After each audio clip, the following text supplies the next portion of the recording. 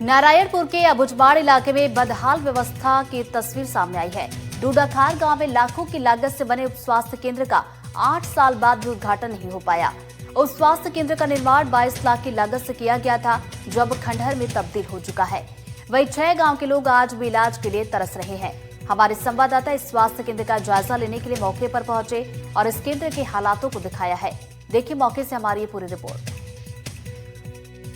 नारायणपुर जिले में नक्सल प्रभावित क्षेत्र डूटाखार में हम पहुंचे हुए हैं और यहाँ पर हमने एक ऐसा भवन देखा है जो अपने उद्घाटन के लिए तरसता हुआ इंतजार करता हुआ स्वयं जर्जर हो गया है।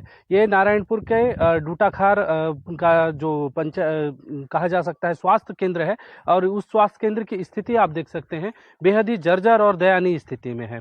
ये जो पूरा भवन है ये पूरी तरीके से इसलिए बनाया गया था कि यहाँ पर स्वास्थ्य सुविधाएं ग्रामीणों को उपलब्ध हो सके। यहाँ पर जो स्वास्थ्य सुविधाओं को के संचालन के लिए और आसपास के ग्रामीण क्षेत्र के कम से कम 4 से 5 गांव होंगे जिन गांवों को इसके माध्यम से सुविधाएं पहुंचानी थी।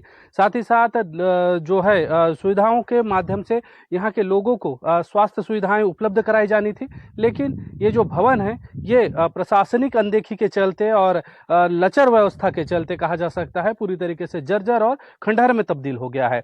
यह भी कहा जा सकता है कि अबुझमाड़ का जो क्षेत्र है वहाँ पर जो नक्सल का सबसे ज़्यादा कोई फायदा यदि कोई लाभ उठाया है तो कोई कहीं ना कहीं शासकीय विभाग ही उठा पाए हैं, क्योंकि इस प्रकार के भवन इस चीज़ की स्पष्ट गवाही देते हैं कि भवन तो बना दिए गए लेकिन वहाँ पर व्यवस्थाएं नहीं पहुंची। जब व्यवस्थाएं नहीं पहुंची तो ग्रामीणों को सुविधाएं उपलब्ध नहीं हो पाई है।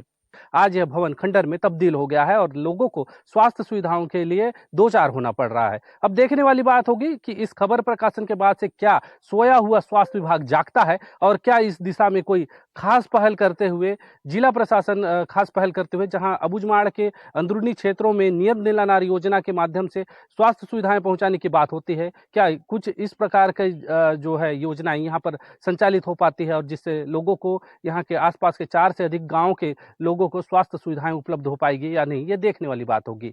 एनडीटीवी के लिए आकाश सिंह ठाकुर, नारायणपुर। वही मामले को लेकर स्थानीय लोगों ने क्या कुछ बताया, सुनवाते हैं। ये तुम्हारे गांव में अस्पताल कब बने रहता था? ओ बने रही से खूब साल होई सो हाँ खुले छे नहीं तो तब टूट के गिरी। तो ओकर कभी उद्घाटन हुई? नहीं है कोई आई छे नहीं तो हाँ कहाँ होती। तो अस्पताल बनी यहाँ खुले रहती तो क्या फायदा मिलती? डूटाखार की हूँ मैडम, आपके आंगनबाड़ी के बगल में एक उप स्वास्थ्य केंद्र का निर्माण हो रहा था, आज जर्जर हो गया, क्या कारण है? कब बना था और क्या इसका उद्घाटन हुआ था? नहीं सर, इसका उद्घाटन तो नहीं हुआ है पर सन नहीं पता कब बन रहा था। तो भी कितना साल हो गया इसको देखते? लगभग 8-9 साल ऐसे ही हो रहा है। क्या नाम है? मेरा नाम भंजन सिंह। कहाँ रहते हो? डूटाखार। दादा, आपके यहाँ जो ये अस्पताल बना है कब बना था, क्या इसका उपयोग? वो 18-19 के आए। कैसा नहीं स्थिति? वो तो स्थिति कहीं नहीं है, वो में उपयोग भी नहीं हो, कोई डॉक्टर नहीं आया ना कोई मैडम नहीं आए, कोई नहीं आया, बस ने सड़क के गिर थे। उसका जर्जर हो गया है क्या? तो अस्पताल खुला ही नहीं क्या? नहीं खुला है क्या? और खुलने से क्या फायदा मिलता? बच्चे लोग का सुविधा भी हो जाता। तो अभी कहाँ करते हो इलाज होने से, बीमार होने से कहाँ ले जाते हो? ये कृष्णा नहीं तो सीधा नारायणपुर। नारायणपुर ले, कितना दूर है यहाँ से? नारायणपुर यहाँ से 15 किलोमीटर। वही स्वास्थ्य केंद्र को लेकर सीएमएचओ और जनपद पंचायत के सीओ ने क्या कुछ कहा, सुनते हैं। सर, उप स्वास्थ्य केंद्र डूटाखार में स्वास्थ्य सुविधाएं क्यों शुरू हो गई और क्या बिल्डिंग की अभी क्या स्थिति है वहाँ की? बिल्डिंग की स्थिति मैं जब आया था तब से जर्जर ही है। उसका हैंडओवर मेरे नॉलेज के अनुसार नहीं दिया गया था, तो अभी वहाँ शुरू नहीं हो पाया है। लेकिन ये कुरुसनार में रह के हमारे जो स्वास्थ्य कार्यकर्ता हैं वो कवर करते हैं उस क्षेत्र को। सर, अगर वहाँ पे बिल्डिंग अच्छा बनता और शुरुआत हो जाती तो वहाँ के लोगों को स्वास्थ्य सुविधाएं अच्छी मिलती। हाँ, निश्चित तौर पे वहाँ पे स्वास्थ्य कार्यकर्ता वहीं पे निवास करते हैं और सेवाएं प्रदान करते हैं। तो सर, इसको लेकर कोई आगे बातचीत की गई क्या बिल्डिंग को लेकर आपको? उस संबंध में अभी तक चर्चा नहीं हुआ है, लेकिन कुरुसनार में भवन कंप्लीशन पे है। वहाँ पे अगर कंप्लीशन हो जाएगा, हैंडओवर हो जाएगा तो वहाँ से सेवाएं देंगे।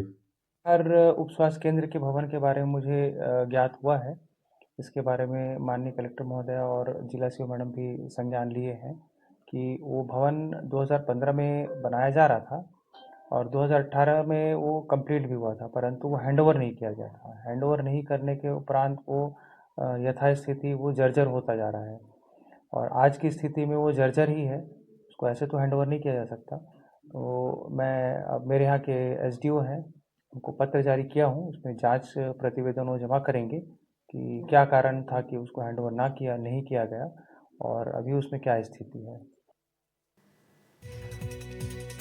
बुरहानपुर में घरों से निकलने वाले गंदे पानी को नदी में मिलने से रोकने और जल प्रदूषण कम करने के लिए अमृत योजना के तहत सीवरेज पाइपलाइन बिछाई गई।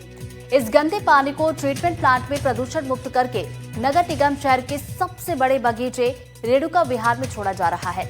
रेणुका विहार कभी बंजर हो चुका था, लेकिन 24 घंटे पानी की सप्लाई होने से अब ये पार्क हरा भरा हो गया है। हमारे संवाददाता ने इस पार्क में पहुंचकर बदलती तस्वीर को दिखाया है। देखिए मौके से हमारी ये पूरी रिपोर्ट। हम इस वक्त बुरहानपुर के सबसे बड़े उद्यान रेणुका उद्यान में खड़े हैं।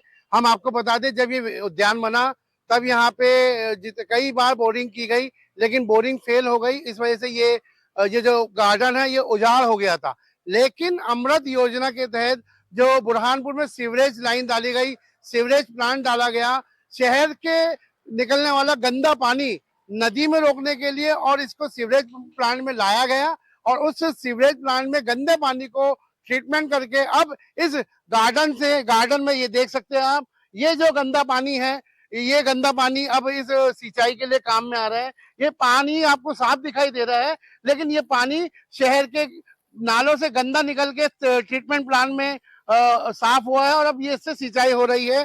तो कुल मिला के अब आप देख सकते हैं कि ये जो गंदा पानी जो था शहरों का, वो ट्रीटमेंट प्लांट से साफ हो रहा है और बुरहानपुर के सबसे बड़े गार्डन में सिंचाई में और हरा भरा करने में काम आ रहा है। शारिक अख्तर, एनडीटीवी, बुरहानपुर। इस पार्क को लेकर माली और पर्यावरण प्रेमी ने क्या कुछ बताया, वो भी सुनवाते हैं। ये यहाँ पे आप पानी देने का काम करते हो? जब ये शुरुआत हुआ था पानी नहीं, तो क्या हालात थे इस गार्डन के? बहुत खराब हालात थे। ट्यूबवेल भी करी 2-3 बार, कई बार तो फेल हो गए यहाँ पे। सूख जाता था गार्डन? सूख जाता था गार्डन। अभी अमृत योजना से पानी आ रहा है। कहाँ से आ रहा है पानी? ये अपने गंदा पानी है ना सिटी का, तो फिल्टर हो गया आ रहा है यहाँ पे। अब बराबर पानी मिल रहा है? अब बराबर मिल रहा था। अब हरा भरा हो गया गार्डन? नहीं, अभी फिर भी कम ज्यादा आता है पानी, लेकिन पहले से अच्छा हो गया। पहले से अच्छा हो गया। मैं इस संबंध में सबसे पहले धन्यवाद तो वीरेंद्र अपना भूपेंद्र गुजराती का दूंगा, जो जिन्होंने उनके प्रयासों से जो बंजर भूमि हो गई थी और पूरा वीरान हो गया था रेणुका गार्डन, उसको हरा भरा करने में और ये करने में उन्होंने बहुत दिलचस्पी दिखाई और आज वो फल फूल रहा है।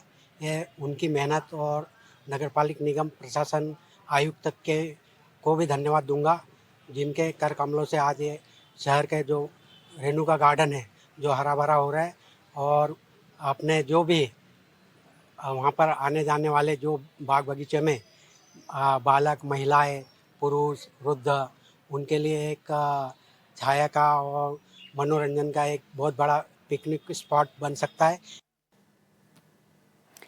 पटना के कोरिया जिले के पटना नगर पंचायत में स्थित सामुदायिक भवन बीते 1 दशक से उपेक्षा भ्रष्टाचार की मिसाल बना हुआ है। जनता की सुविधा के लिए बना ये भवन 10 सालों से बंद पड़ा है, लेकिन इसके बावजूद हर साल रंग रोगन और रखरखाव के नाम पर लाखों रुपए खर्च किए जा रहे हैं। और जमीनी हकीकत तो यह है कि भवन के आसपास गंदगी फैली हुई है, परिसर अव्यवस्थित है और शौचालय पूरी तरह से जर्जर हो चुका है। स्थानीय नागरिकों का आरोप है कि सब कुछ सिर्फ कागजों में दुरुस्त दिखाया जा रहा है, जबकि भवन जनता के लिए आज भी नहीं खोला गया है। सुनिए क्या कुछ कहा गया। हाँ, मेरे पीछे आप देख रहे हैं सामुदायिक भवन। सबसे चौंकाने वाली बात, जैसे कि मैं बताऊंगा आपको, सबसे चौंकाने वाली बात यहाँ पर यह है कि यह सामुदायिक भवन पिछले 10 वर्षों से बंद पड़ा हुआ है। जी हाँ, बिल्कुल सही सुन रहे हैं आप, पिछले 10 वर्षों से बंद पड़ा है। लेकिन तस्वीरों में आपको बिल्कुल नहीं लगेगा कि यह 10 वर्षों से बंद है, क्योंकि कहानी यह है कि हर साल इस पर जो है रंग रोगन के नाम पे पैसे खर्च किए जा रहे हैं। अधिकारी ठेकेदार मिली भगत करके अपने पैकेट में पैसे भरने के लिए इसे हर साल रंग रोगन कर रहे हैं, इसमें काम किया जा रहा है। लेकिन अगर सच्चाई देखें तो यहाँ के लोगों को इस सामुदायिक भवन में सुविधा नहीं मिल रही है किसी प्रकार की। और आसपास क्षेत्र की बात करें, इस बाउंड्री के अंदर देखें तो पूरी गंदगी भरी हुई है, बहुत गंदगियों से जो है पटा पड़ा हुआ है। और वहीं इस मामले पर जो है अधिकारी कुछ भी कहने के लिए कैमरे के सामने बच रहे हैं। अच्छा, हम देख रहे हैं सामुदायिक भवन जो है पिछले 10 वर्षों से बंद पड़ा हुआ है और रंग रोगन पे जो है पैसे भी खर्च किए जा रहे हैं, तो यहाँ की जनता को इसका लाभ क्यों नहीं मिल रहा है?